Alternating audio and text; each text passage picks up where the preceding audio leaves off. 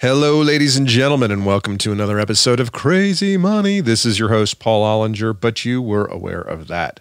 Hey, it's a great day to be alive. Hope you're having a wonderful one. Hope that macro global pandemics aren't getting you down. I hope that micro local stresses of life, whatever they are not either. It's a good day. Make it a good day. Today, I've got a very interesting guest named Devin Singh.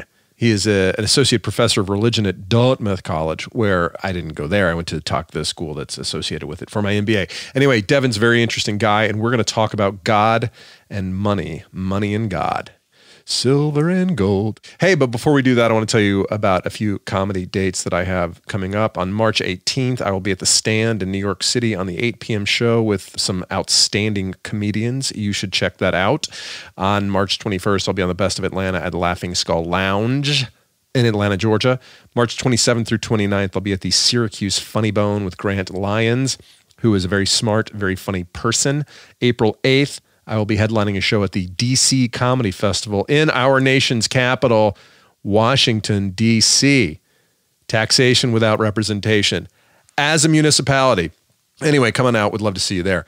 So let me ask you a question, folks. Has your religion or relationship with God affected the way you think about money? I'm going to say yes. I'm going to guess whether you know it or not it has. For example, I know that growing up Catholic, I don't believe I deserve to be good at golf.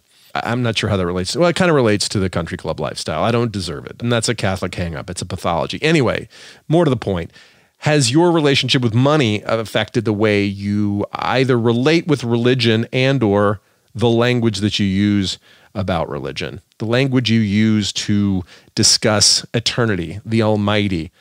I bet it has. And there's a reason it has. It's because the language that the early church theologians used to describe God, to describe Jesus, and to describe the value of their religion were often economic in nature. And we're going to talk about that today. We're going to talk with Devin Singh, who's an associate professor of religion at Dartmouth College, as I mentioned, and his first book, Divine Currency, The Theological Power of Money in the West, which examines the ways early Christian thinkers made use of monetary and economic concepts as they created Christian doctrine. Christian doctrine. Did I say that right? I did, I think. We talk about how financial language and metaphor of the early church affects how we talk about money and God, yet today, some 2,000 years later. Devin's a very interesting guy, very smooth cat. Prior to joining the faculty at Dartmouth, Devin was a Mellon postdoctoral fellow at Yale University and served more recently at Harvard Divinity School's Center for the Study of World Religions. For the 2019-2020 academic year, he will be a visiting scholar at Princeton University's Center for the Study of Religion. Man, this guy gets all around that there Ivy League because he's a smart cat, as you'll soon find out. I'm very interested in this topic. I'm very interested in philosophy and money, religion and money. So I'd love to hear your feedback on this conversation today. Hit me up at paul@crazymoneypodcast.com. Make sure you include that podcast in the email address, paul@crazymoneypodcast.com. We'd love to talk to other scholars of the religious and philosophical world about money. And here is one right now. Ladies and gentlemen, this is Devin Singh. I think money stands out because it continues to be very central, very influential for us. And so there's a question about why that's the case. Also because of this contradiction or this paradox that I mentioned, where there is so much vociferous kind of denunciation and rejection of the love of money and wealth, and yet Christian societies and many Christian traditions do continue to idolize money. And so there needs to be a question about why that's the case. My name is Paul Ollinger. I'm a stand-up comedian with a background in the corporate world. I hit the lottery when I worked at a small company called Facebook. I'm fascinated with money, why we're so obsessed with it, and how it makes us happy or not. Welcome to Crazy Money. Devin Singh, welcome to Crazy Money. Paul, it's great to be here. You wrote a book called Divine Currency, which sounds like the sequel to the Da Vinci Code. So 2 questions. Number 1, have you sold the movie rights? And number 2, how much gold is buried under the Vatican? I'm still waiting on being approached by Hollywood. And for anyone who's listening, I'm ready and willing to make that film. And you're right. It's funny when these topics about religion and money and Christianity and money in particular come up, there are a lot of great conspiracy theories that people like to float, particularly things like what you just mentioned in terms of money being in the Vatican and the sort of riches of the church and whatnot. My assumption was that this was an analysis of the use of money in the Bible, but it's not. You're really talking about the intersection of God and greed. Tell me more about that. I work in this field of religion, theology, religious studies. So I've, read a good amount of books on this topic of religion and economics and religion and money. There are a ton of books that talk about what the Bible says or supposedly says about money. And I didn't necessarily want to just add to that. Of course, everybody's looking for a nice field guide and clear manual to, kind of clear-cut directions in terms of what it means to live according to the Bible and money. And I wanted to actually look at different issues, in particular, the legacy of these ideas of money in the Bible and how they've actually shaped culture in Western societies. So it's a bit of a historical work and a bit of a theoretical work to understand what are some of the ideas that come from this interaction between God, money, and concerns about greed, and how has that shaped societies in the West as a result of that. How does one become interested in this topic? How do you stumble upon an expertise in the intersection of God and money? Part of it is, sort of the weird serendipitous journeys that, we all take in terms of our careers. For me, a combination of it was being raised in an international development setting. My mom was a foreign service officer doing international development work overseas. And so I was exposed at an early age to questions about poverty and development. And where did y'all live? When I was 3, we moved to Cameroon in West Africa, and then we moved to Morocco. Wow. And lived there for 3 years. So a big chunk, about 7 years of my childhood were spent in Africa. And so that was definitely formative for me. So obviously that brought up questions of religion as well, culture, all these kind of ideas were in the mix. And then I, through my own kind of background and family background, my dad is from India and comes from a Sikh background. My mother is Anglo-American, Episcopalian. So there's religion, interreligious sort of stuff in the mix as well. I've also kind of been one of those weirdos that was always interested in these kind of big questions of meaning in life. And so when I was... Weirdos, come on. I mean, I could have been much more practical in college and chosen a much more, a degree that might lead more clearly toward a lucrative career. There's an MBA waiting for you on the other side of Dartmouth's campus, Devin. Yeah, I'm waiting for that. So those are a few factors, kind of background, upbringing. I started studying religion because I was interested in these big ideas, but then I really gravitated toward these questions of religion and social and economic justice, religion and revolutionary movements around the world, questions about Jesus and authority. All these things were super fascinating to me. And again, kind of looking back, I think it's because of, part of the things that I mentioned of my upbringing. But I sort of wandered through undergraduate and graduate study around these questions of this fascinating connection between religion and money. And it's something that, of course, is, I think it interests a lot of people, right? I mean, when I bring up these topics, people usually have an opinion about this issue. So it's something that I think many of us are very interested in. And so in some ways, I just wanted to kind of dig deeper and find some greater clarity around those issues. So let's talk about the deep digging that you did in Divine Currency. Your website describes Divine Currency thusly: this book shows how early economic ideas structured Christian thought and society, giving crucial insight into why money holds such power in the West. What does that mean and why is it important? Most people, when they think about Christianity and money, think about Christianity's ethical teachings against money, or at least against extreme wealth. People will say, they'll quote the Bible or misquote the Bible about things like the love of money being the root of all evil, or, the need to give to the poor. So people are well acquainted with the idea that Christianity has a lot of warnings about money. What people are less acquainted with, and what I wanted to show, is that Christianity has also, maybe counterintuitively or paradoxically, made a lot of use of money and economic ideas to present its own claims about what you should value and how you should prioritize things. What I mean by that is it borrows language and logic and concepts from economics and from the economy in its time, in terms of the Roman economy, to then say, God is sort of higher value. God is of greatest worth. And therefore, these are the reasons why you should pursue God first. God is also described in terms of an economic or a money manager, managing the resources of the cosmos, managing the world the way that a good steward or a good economist would allocate resources well. And a variety of other metaphors that we can get into and talk about, and other kinds of narratives that infuse and inject money and inject language and ideas of economics into Christianity itself, into its so-called core doctrine, these kind of founding ideas. And then I wanted to make the case that this may be part of the reason why we continue to be obsessed with money and continue to struggle with this question of, do we worship money or not? Because we've been shaped, we meaning those of us in the West, Europe and the US, and societies affected by quote unquote Western culture have been shaped by Christian ideas as well. And so it's kind of percolating in the water, giving us these weird subterranean links between religion and money that still shape us and affect us in various ways. And so I wanted to shed light on that. So do you believe that injecting the church's language with financial overtones was purposely meant to imbue the church's teaching with more legitimacy? In a sense, so I would say yes and no. That's a great question and a fascinating question. It was in the sense that, borrowing metaphors that people can understand and metaphors and ideas that people care a lot about, in this case, money and gaining wealth, and then using those and transferring those to say, well, let's talk not about money, but about God as the highest wealth, as the greatest treasure, etc.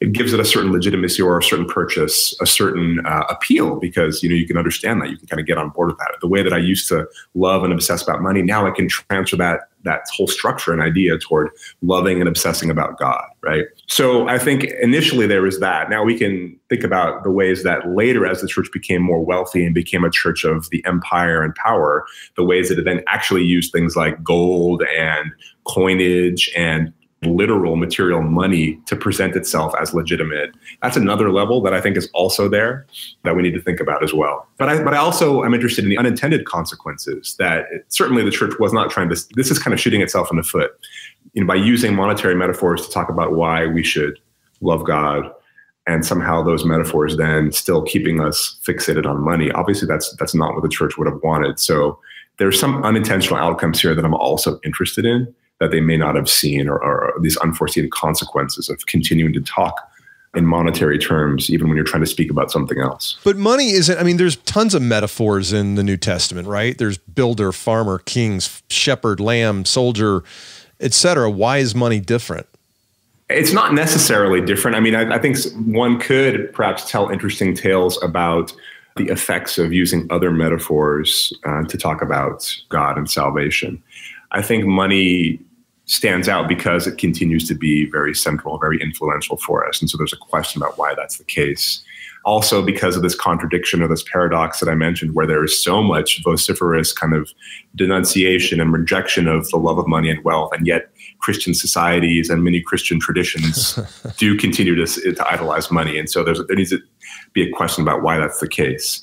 Yes, we can talk about the ways that certain Christian traditions have idealized things like farming. There are agricultural metaphors that we find that certain communities today are frozen in time because of that association with certain kinds of. I think there even is a study about why, speaking about Jesus as a lamb versus, slaughtered as a lamb leads to certain kinds of ideas about, eating fish on Friday versus not. There actually are people that have studied these kinds of things as well. The mint jelly industry is highly dependent upon the lamb metaphor. There's some branding there to be done. I can see the jar right now, kind of with a cross and sacrificial jelly. All right, so let's talk specifically about some of the metaphors that the early church embraced, and then we'll dive into sort of what the long-term effects those are. You mentioned earlier about the Divine Economists. Tell me what that's all about. So as theologians, we're trying to describe how God relates to the world. What does it mean that God is Lord of this world and somehow in control of us, of history, of destiny? One of the models they drew on, there were two major ones. One is God as a king, and the political aspect of this is huge as well, and we can talk about that. But also God as, what's variously translated as a steward, as an economist, as an administrator, sometimes governor as well. But there is an economic dimension to it that's important. And so they were using these metaphors to help early Christians understand what it means that God is in control of things. And so not just giving orders and commands the way a king does, but ensuring that what God attempts to do in the world is accomplished the way that somebody who's really keeping track of how their resources are used and what the profits and what the returns are of those resources. So basically, to use modern parlance, God was concerned about ROI in a certain sense, according to some of these theologians.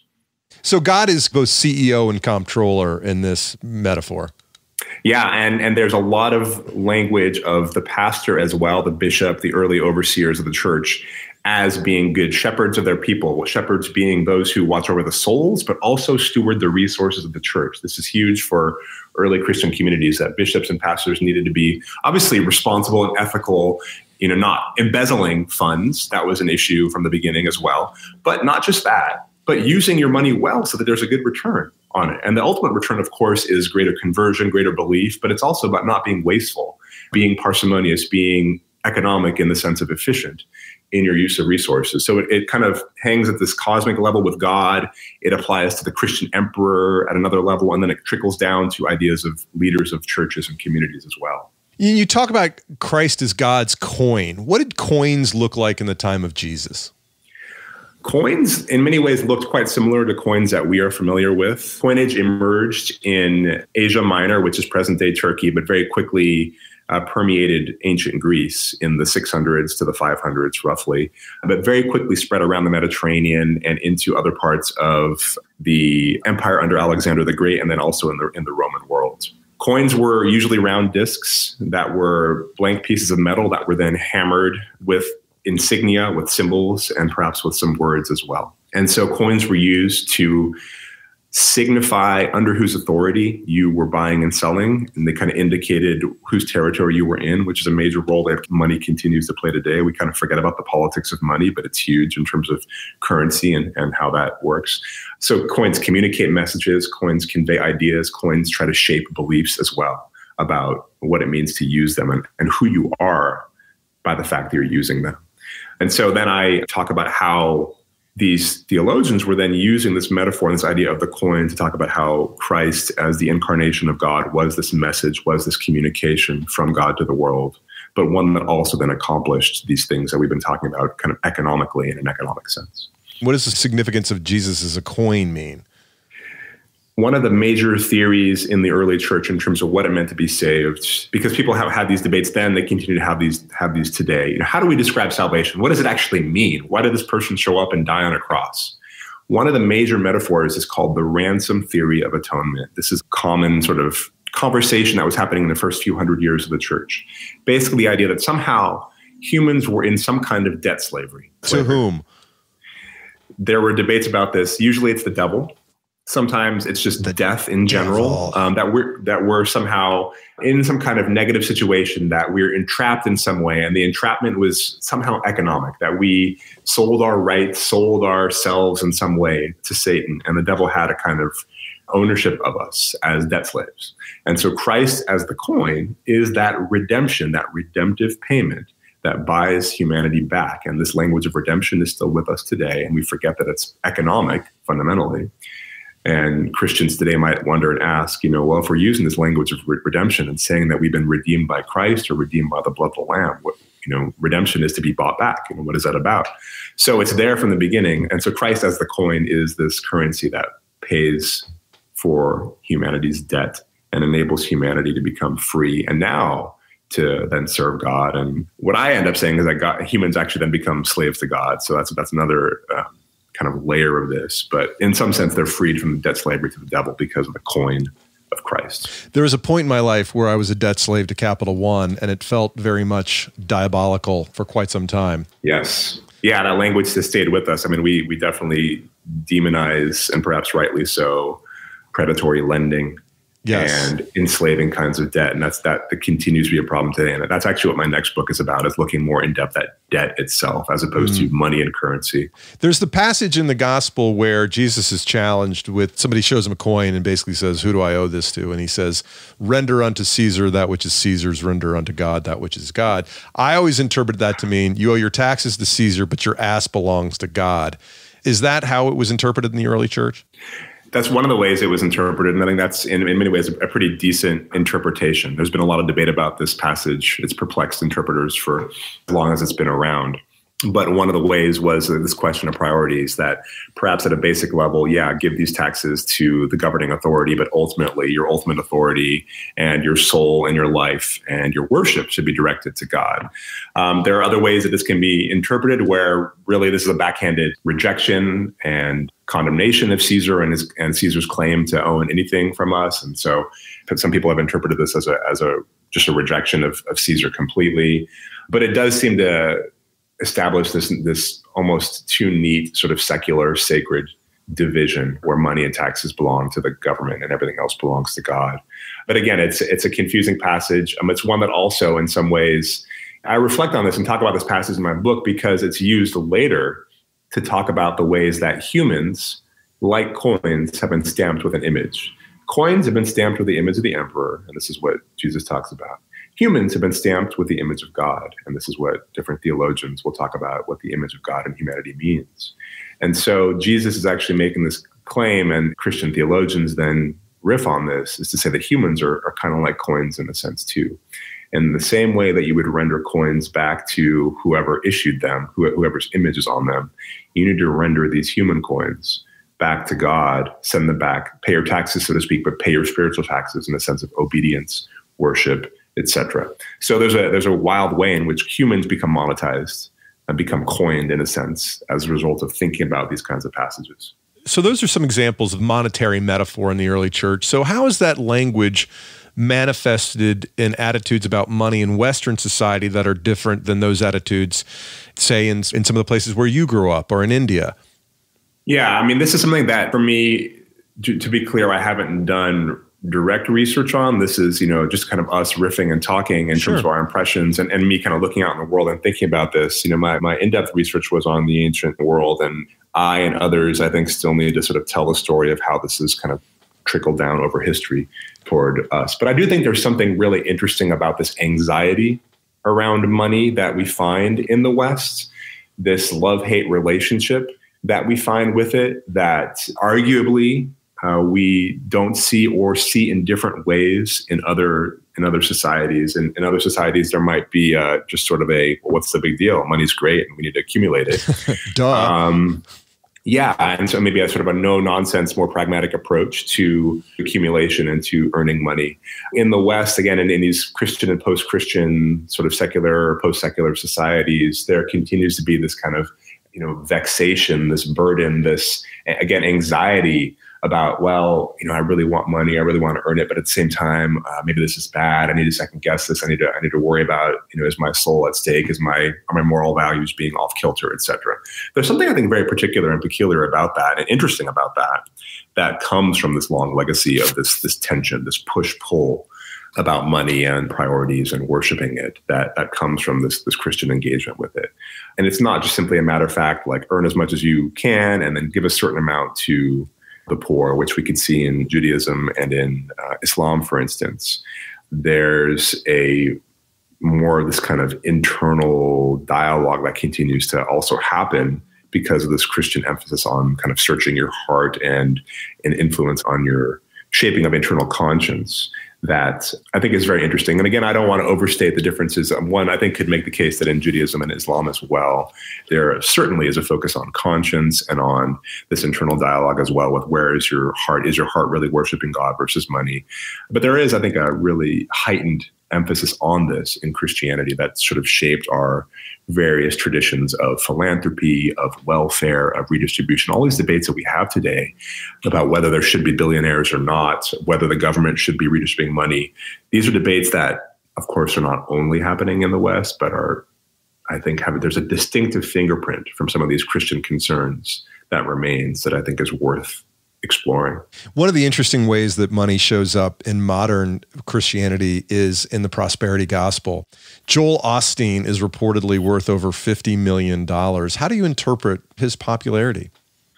Well, first, I interpret the fact that I clearly chose the wrong career path. And when I think about finding ways to pay my bills as a modestly paid academic, I do jokingly think about starting a prosperity church.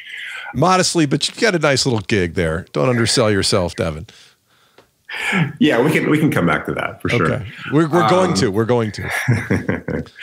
It's very interesting. It's very interesting. The prosperity gospel, prosperity teaching is wildly popular, and arguably, perhaps not even arguably, I think statistics show this, that it's one of the fastest growing branches of Christianity. And many Christians today would want to quickly distance that and say that it's not part of Christianity.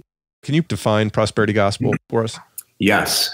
So the prosperity gospel, generally speaking, is the idea that being wealthy, being healthy, being prosperous, having a fulfilled life in these material senses is a sign of God's blessing. So that God wants you to be rich, God wants you to be never sick, God wants you to be fully happy and fulfilled. And that if you are, it's a sign that God is with you. And what's more, there are certain things you can do to make sure that you are this way. The most nefarious, the one that's often criticized the most, is actually by paradoxically getting rid of some of your money by giving it to a church, right, who in turn, this church and this pastor who has a kind of closer proximity to God than you can then ensure that this blessing will be returned to you. Protestant indulgences. Great. That's a great and very interesting comparison. I think there's a lot of work to be done about that. So what Paul is referring to here is this idea that in the Catholic Church, there were these indulgences that were ideas that you could buy away your sin or pay, donate to the church. And in some sense, your sin or the sins of those who are suffering in purgatory could be forgiven. And Martin Luther in the Protestant Reformation criticized this. But what you're saying, Paul, I think this is really interesting, and there's something to this, is that perhaps Protestants have recreated this in new, modern, more media-savvy ways. And there's something to that. That's right. Yeah. So, but people have profiled this. John Oliver has a famous episode on this. But others as well, where many people who are poor and suffering are being taken advantage of by preachers who come and say, give this to the church, plant the seed money, and the seed will bear fruit in terms of actual money and resources returned to you. So it's taking language of sacrifice, of almsgiving, of giving of yourself, which we do find a lot of in Scripture. And also we do find language that God does want to bless God's people in some way. And that generally speaking, God doesn't want people to be suffering and starving and in poverty. And combining those ideas to say that if you give and if you sacrifice in this way, that God's blessing will return to you. And oh, by the way, please swipe your credit card here. It needs to pass through the church to make it possible. And it's a huge movement. It's growing. It's all over the world, particularly in America and the global South, which I find interesting. So I talk about this as well, that maybe there are interesting connections to colonialism, because why is it the post-colonial world, these parts that have been colonized and influenced by European and American Christianity, where this message is now so prevalent? And there are some connections there that need to be unearthed as well. I want to talk about colonialism in just a second, but I want to stay on this theme for a moment. If viewed uncharitably, that aspect of the prosperity gospel, i.e. give and you will be rewarded, is a complete scam. If viewed charitably, this is my interpretation, this is an opinion, you're not endorsing this, right? If viewed charitably, it means that God's taking an active role in our lives. And if you buy that, then you have to assume that God purposefully also sends hurricanes, genocide, and reality television. Is that part of the thinking as well? Does the prosperity gospel take into account the bad stuff that happens in the world as well? Christianity, not just the prosperity gospel, but Christianity, broadly speaking, has always struggled with this issue. What do we do with the sovereignty of God, the idea that most Christians believe that God is in control in some sense?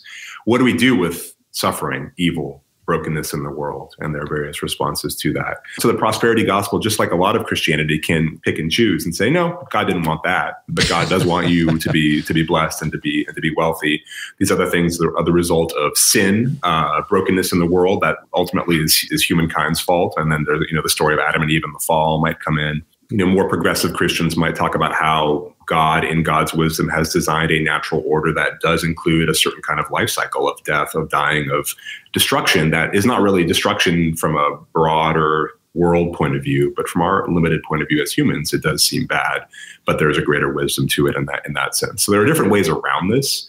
I don't think it's just a problem for the prosperity gospel, it's a problem for Christianity writ large. But the prosperity gospel becomes very practical. I mean, that's I think, why it's so appealing. It brings in the kind of modern entrepreneurial desire for, 3 quick steps to X, Y, and Z that we find in so many business books today, for instance, and applies it to your spiritual life and says, here are the 3 basic things. Let's get down to brass tacks. Here are the 3 basic practical things that you need to do to be blessed and be wealthy, and makes it very clear for people in terms of what to do. And so that's part of the appeal as well, is it's very pragmatic in that sense. Don't worry about these big metaphysical questions about why is there suffering in the world. God wants you personally to be wealthy, and here are the 5 things to do to ensure that. But if God is an interventionist God and he wills one person to be rich, then by the same logic, he wills somebody else to be poor. Not necessarily. God could will that everybody wants to be rich, but it's just some people who have the faith to show that and receive that, and others don't have that faith. This is the answer. Obviously, I'm not endorsing this, but God has created humans with free will, and God wants humans to exercise that free will. And so God is waiting for humans to respond to this desire that God has to bless humans. And all humans need to do is respond by giving all their money to the church, and things will be good. So God probably wanted me to stay at Facebook and not quit and become a stand-up comedian to maximize my wealth. All this prosperity gospel stuff seems to be an outgrowth of the work of Max Weber. Tell us about Max. Interesting. Yeah, Max is totally rolling over in his grave right now by you attributing the prosperity gospel. Is that not a logical outgrowth of Max's work?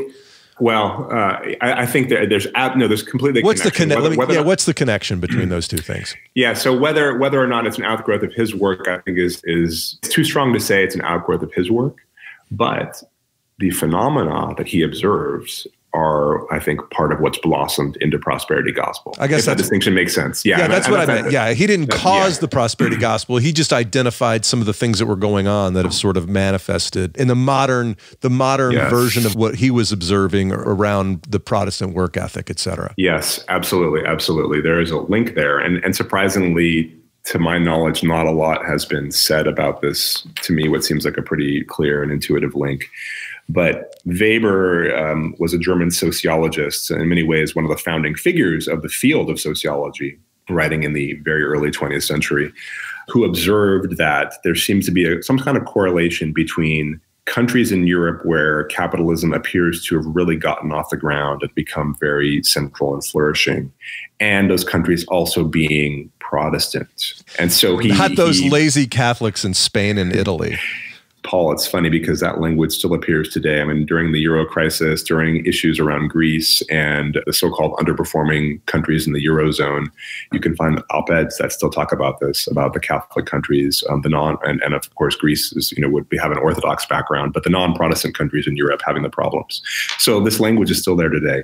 But Weber looks at this correlation, and he conjectures that there are ideas that the Protestants came up with, the kind of emphases that they developed that seemed to mesh really well with emerging capitalism that allowed it to kind of get off the ground. Now, to be clear, capitalism was already developing in the Italian city-states and in parts of Italy in particular that was Catholic, but it really sort of had this gasoline poured on its fire in the Netherlands, in England, in the US, and these are the places that Weber looks at. One of the things I kept coming back to in your work is like, okay, this is all interesting, but what does it mean? And so what? And then we start talking about colonialism. I'm like, so here's, and by the way, I don't think the Dutch get enough credit for their role in the colonization of weak countries and the slave trade, although this week they've gotten a little bit of credit that they probably don't want. But the use of financial and religious metaphors to justify colonialism really struck me as one of the reasons why this kind of stuff matters. Yeah, that's one of the big points of impact that we can continue to feel in the modern world. And yeah, we have with the Dutch East Indies Company, or we have the British East Indies Company as well. We have these early trading firms that were instrumental and always part of the kind of colonial apparatus, if you will, but also accompanied by various missionary organizations. So basically, what the story that I try to tell is ask why so often did we see this phenomenon in the history of colonialism where colonizers, administrators who were coming with the gun and the boot were also accompanied by missionaries that were coming to preach the gospel? I mean, the sort of cynical answer is that, well, that's just one way to get people to submit, is to just kind of brainwash them with your religion and your ideology.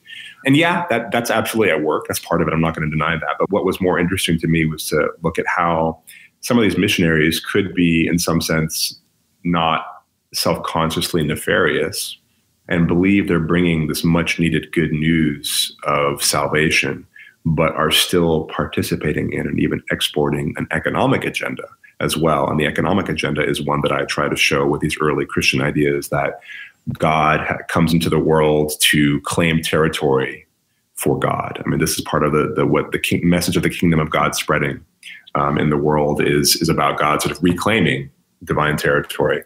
And I also, in this ransom theory that we talked about, I show that God, in some sense, colonizes or claims Satan as well, that God, through this economic transaction of using Christ as the currency, actually brings Satan into an economic subjugation, an economic fealty to God as well. So there's a way that God colonizes or annexes or brings in satanic territory into the economy of the kingdom. And we see this language come up again and again in terms of bringing these territories in, deepest, darkest Africa under demonic possession, et cetera, that need to be saved and redeemed with the gospel, and also suddenly have, trading posts as well, right? Yeah, They're operating together. They also happen to have rich natural resource deposits. Yeah, exactly. Yeah. So it all works together. There are these souls that need to be harvested for the kingdom, which is also language we find in the Gospels. And there are these resources that, happen to be here as well, that can also make the European centers wealthy.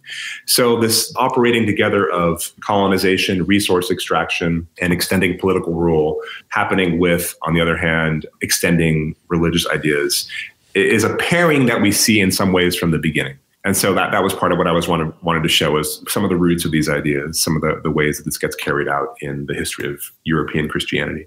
All right, Devin, I've got a question that you can use on one of your exams for your undergraduates. Using no fewer than one reference to Adam Smith, answer the question, is capitalism a religion?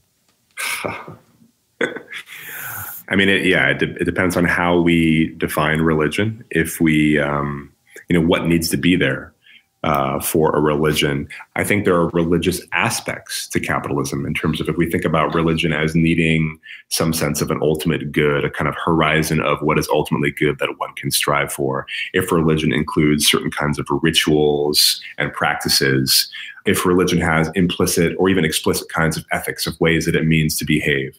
Capitalism has these things in terms of what it means to be a virtuous market actor, to act with rational efficiency, to act to maximize your interests, to also, save well, and et cetera. There are all kinds of ways that we see this language come up. And also, speaking about colonialism, we see the language of market discipline. These countries need better market discipline, and we, being the IMF or the World Bank, are going to enforce this on these developing countries to make them, in some sense, more virtuous capitalists, so that they can get their act together, so to speak, which is a similar kind of language to spiritual disciplines that folks might need to become spiritually mature to participate well in this religion. So there are lots of parallels, though. It is, it can function as a belief system. Whether or not it's totalizing, whether or not it's kind of piecemeal, is up for debate, but absolutely there are religious aspects to it.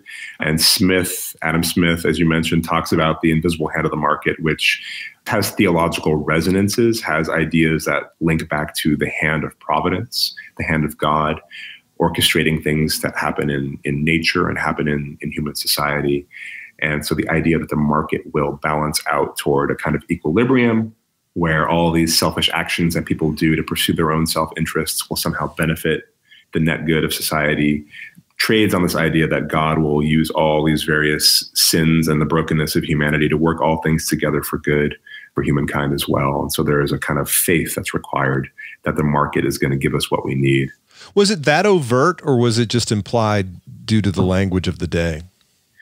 The language of the invisible hand in Smith was definitely just implied, but his moral philosophy drew on ideas of what was called natural theology of the day, that perhaps God wasn't miraculously involved in everyday life performing miracles, but that God had established certain patterns of operation in the world that one could then study and predict and conform oneself to. And there are debates about Smith's own personal faith and whether he had an ear or not, whether he was as outspoken as his friend David Hume, who became a much maligned atheist, or at least critic of the church. People said that Smith held his cards very close in terms of his own personal faith, and perhaps he was a skeptic, but he didn't want to be kicked out of the Scottish university system, and so wasn't going to take that stand.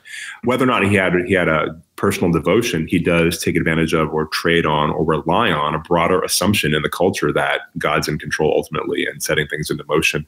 And the markets are part of that overall control in the world. And so we can think about how that then trickles down to modern economy, where people have rejected any sort of overt faith in God, and economists would never say, that God is who brings equilibrium.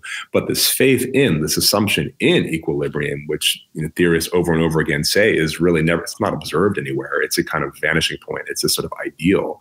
But when that's invoked to say, hey, let's ride out these shock waves, let's ride out these crises, things are going to self-correct, things are going to come back to equilibrium. That's a faith statement. That's a statement of faith. Yeah, things self-correct when you lower interest rates to 0.5%. And the Divine Economist is really Alan Greenspan. Yeah, when you bail out Wall Street, I mean, that's another issue as well. We need to step in rather than let the market take its course and let these companies fail. Right. I want to talk to you a little bit about life as a university professor because your career is interesting to me. What are the pros and cons of life on campus these days? Being a professor is, it's a wonderful profession in terms of this freedom to explore and pursue what I take to be meaningful and big ideas, and to have meaningful conversations with students and with colleagues about these kinds of ideas. And there's a certain, quality of life or pace of life that comes from that, being able to engage in this kind of discourse and being able to shape people and their values in terms of how they're going to go out and influence the world and impact the world in different ways. I mean, at least one hopes that professors hope that their classes are impactful and meaningful, and that students will remember what we talked about and be shaped in meaningful ways. So, there are a lot of pros in terms of this freedom and flexibility to pursue what we take to be top priority issues and raise those things to a level of awareness and consciousness in students' minds and as well as in the public's minds to the degree that we can get our message out there. There continue to be cons in terms of the ways that higher education and academia is maligned and is denigrated and seen as somehow superfluous, as not necessary, as elite, as detached. There are all these kinds of aspersions that are cast on the professoriate as well, that in many ways, particularly in the humanities, there is a constant sense that they're under attack, that funding is going to be withdrawn, that society wants to really realign and allocate resources to what it values, even more, like entertainment and business, as opposed to continue to allocate funding and money toward things like research in the arts and in literature and in history and all these things that many people would say make us who we are as a society, but people don't readily see the value of that. And so there's this constant sense of needing to justify that or explain why it matters to read literature and talk about human desire for meaning and significance, human failure, love, etc. All these things that, again, I think are really central to who we are. So there's that push-pull and that tension there of feeling like you're doing a really important thing, and also feeling like a lot of society fails to see that. It seems to me like, well, there's Harvard and Dartmouth and Stanford at the top of the ranks where, hey, I'd pay $70,000 a year to send my kid to one of those schools. But then there's private schools with a whole lot less cachet where there's, talking about ROI before, how do I know what kind of an ROI my kid's going to get? And it's not so much an issue for my kids, but for somebody that's got to borrow $50,000 a year to send their kid to college, how do they justify that investment? Yeah, it's a good set of questions and tensions and issues.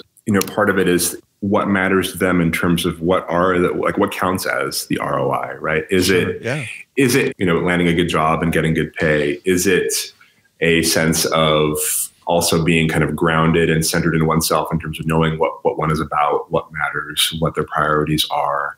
Is it access? Is it, that I'm willing to plunk down this money because of the cachet that comes from association with these particular names, just to be kind of real and pragmatic, and the doors that will open, right, to kind of play by the rules of society in terms of its sort of love of status and elitism and whatnot. I mean, one can be really pragmatic about these things. Part of the challenge is, parents and their college-going children need to, I think a lot about what counts as what's most valuable for them in terms of making that investment. Clearly, I've stepped away from the corporate world to explore issues that have more to do with, I think, meaning or finding some personal significance around the work that we do. But how do you sort of, and this perhaps is a rhetorical question, but how do you balance the desire for self-actualization and the need to provide yourself food and shelter? I mean, if I'm self-actualized and I'm 24 and I owe $180,000 in student loans, that doesn't feel like complete self-actualization. Yeah, that's great. And this is an important issue that I don't think comes up enough. I mean, I think certainly academics are not in no way naive about those kind of pressures. I mean, we like to talk big about the fulfillment that comes from thinking about big ideas and pursuing meaning and self-actualization, as you put it. But recognizing that this also assumes and comes with a certain level of resources and stability and provision that makes this possible. I find academia as an interesting, in a peculiar spot, because academia emerged as a branch of society that relied on patrons. It was in some sense a what the aristocracy provided for itself in terms of educating its youth and raising up people to be further elites in the society in terms of the ruling order. We can see this back in Plato's Academy and the Republic, not the Republic, but his Plato's philosophy and Aristotle as well, that these were the educators of the elite. And there's aristocratic stream that continues, I think, in academia, and yet many academics also have progressive politics and want to identify somehow with and champion the working class and the wage earners. And there is a real tension that I think it still needs to be grappled with, of how to articulate the fulfilled life when there's these bare bones, brass tacks kinds of needs about, I need to make some money to be stable and secure before I sit here and talk about the meaning of life with you. And many academics feel this as well. I mean, again, with the sort of myth of the mythology around professors in academia, I think many think of them as elite in the sense that they are wealthy. Most academics are struggling financially, and yet many of them also enjoy a kind of symbolic capital, that they're associated with these places of wealth and prestige. And so many assume that symbolic capital translates into financial capital, and often doesn't. So yes, they can hang out in these halls of power and elitism where they're teaching the children of one percenters, but they're also often in financially precarious situations themselves. Do you think that proximity to children of the most powerful people in the world heightens that anxiety? Is there ever any resentment that exists in the classroom? I'm sure it does on some level.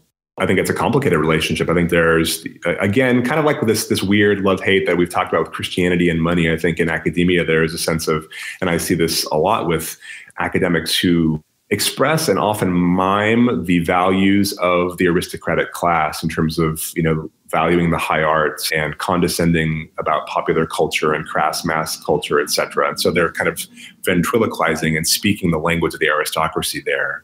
And that's the kind of condescension that many in the so-called working class, resent and feel that too. And that's, I think, also feeding into this rejection of academia is, well, you're looking down on us. And it's because of this language of, aping this language of the aristocracy on one hand. On the other hand, then academics are feeling this very real tension of, the sort of stereotypical professor who has a threadbare tweed coat, whose elbows are wearing thin because, he's shopping at the thrift store or hasn't been able to replace his wardrobe or whatever it might be. I've never thought about the stereotypical patches on a professor's tweed coat. That comes from a thrift thing, right? I thought that was a stylish thing. I'm not making that sartorial claim at all. I'm saying literally that, sometimes, and I have this on some of my jackets as well. The elbows are wearing thin because I haven't replaced them. But the patches, I don't know if that emerged as a practical thing or not. I do want to mention, though, that I don't want to project this image that professors are all teaching the children of one percenters. In fact, that's a minority. Many professors are teaching in community colleges and state schools where they're teaching folks who are working full-time jobs, who are coming in on nights and weekends to take classes to try to improve their lot in life. The majority of academics are teaching the so-called normal person in the trenches and are very well acquainted with those kinds of struggles and also can identify with those struggles as well. Plenty of academics, the majority of academics are what we call contingent labor. They don't have secure full-time jobs or tenured jobs. They are adjuncts, they are visiting professors, they're piecing together a career by driving all over town or the geographical area to teach 5 or 6 classes at, to getting paid $1,000 to $2,000 for 3 or 4 months of labor, which is insane. And so when you break down the time value of their labor and the kind of wages they're actually earning, it's ridiculous. And so we need to shed a light on the fact that many academics are needing to turn to assistance, public assistance, to survive and are under financially precarious circumstances. That's the Uber for knowledge model that they've just come up with. Yeah, exactly. Outsourcing that labor and casualizing it and bringing it to that and, online teaching as well, where at some point it'll just be a handful of professors teaching courses to everybody. And then at some point the professors will be replaced by AI. And there won't be a need for physical professors anymore being videotaped. There's an interesting trend on the horizon that way as well. And many people say this. Andrew Yang's got you covered. The couple of minutes we have left, I want to ask a couple more personal questions about money and religion. Growing up, you were brought up in a multi-faith household. What were you taught about money and God?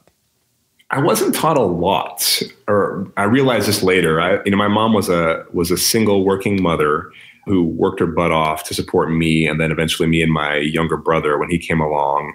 and, hustled and worked her fingers to the bone to provide for us. She wasn't somebody who talked openly about her financial situation, though, or sort of, we didn't have like family finance night, which I hear is something that people do, that parents open up their budgets to their kids as a way to sort of train them in financial literacy. I didn't have that. I didn't know anything about our financial situation, except to realize that, mom was working a lot and we didn't necessarily have a ton. And my dad is blue collar, working class, worked for many years as a trucker. He is now, he's also been the proverbial Indian cab driver in the Bay Area. So he drives taxis and also lived, cash based, paycheck to paycheck, so to speak, however you say that in terms of cash. So, didn't come from those sort of resources. And so I didn't think about this until recently. I think I entered into these studies very idealistically, thinking about economic justice, thinking about the need for redistribution. And I still very much hold to those ideals. But I've also come to accept very much that I think a lot about and worry a ton about money. And part of this relates to, what I've talked about in terms of the kind of financial precarities that I think many academics experience. But, to be kind of honest with myself, is that I can't claim to be some sort of virtuous person who is embodying these ideals that I've studied, where I'm able to relinquish my love for or worry about finances in the name of some faith or some sort of higher sort of good. Yes, I want to embrace many of those ideals, but I also want to make sure that, I can provide for my family, and those anxieties come up a ton and crowd out some of these sort of higher pursuits in terms of wanting to sit back and pontificate about the deep meaning of life and society. Do you believe that money comes with any universal moral obligations? That's a tough question. I'm going to say yes, because of what I think money is. And so there are debates about where money comes from, how it emerged, what it is. And I do see money, understand money to be a political instrument that emerges from societies, complex societies living together under some form of authority, a state, centralized state, or empire, emperor, monarch. So money links us together in those societies as well as under that authority. And so because of that, money is always implicated in power dynamics. It's always implicated in our mutual obligations to one another.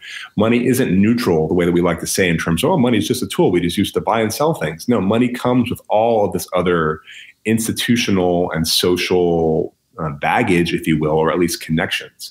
And so by using money and by participating in a money economy, we are already obligated. We're already in a state of obligation in terms of where it's come from, how we've earned it, what we do with it. And so it's a matter of recognizing that, being aware of that we are in this very complex network of relationships, and there's nothing neutral or kind of ground, sort of 0 point about it. And so to answer your question, it does come with obligations. Sorting them out is part of the issue, right? It's not a clear, again, back to the prosperity gospel, 3 steps, 3 quick steps, or back to, all the business books that we find out there, 3 quick steps to X, Y, and Z, right? It's not that clear.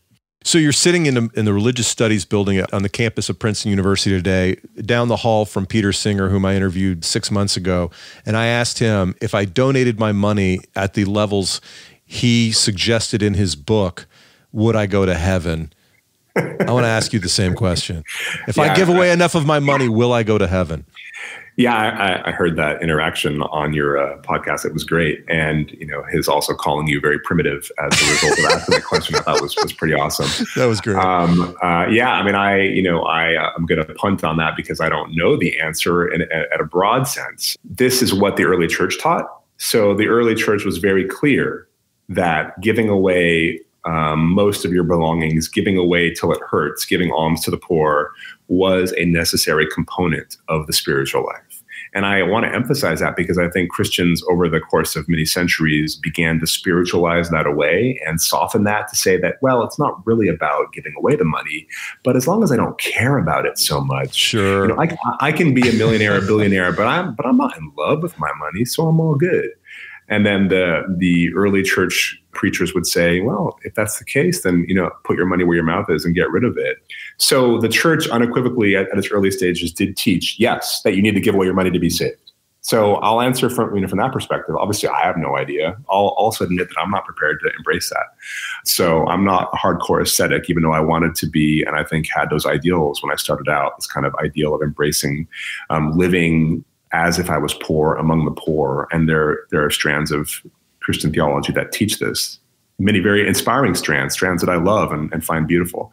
But I'm also going to admit that I'm not hardcore enough to embrace economic martyrdom to live out those ideals. I love it. Economic martyrdom. Well, hey, I've really enjoyed this conversation. Where can our listeners find out more about you and your work?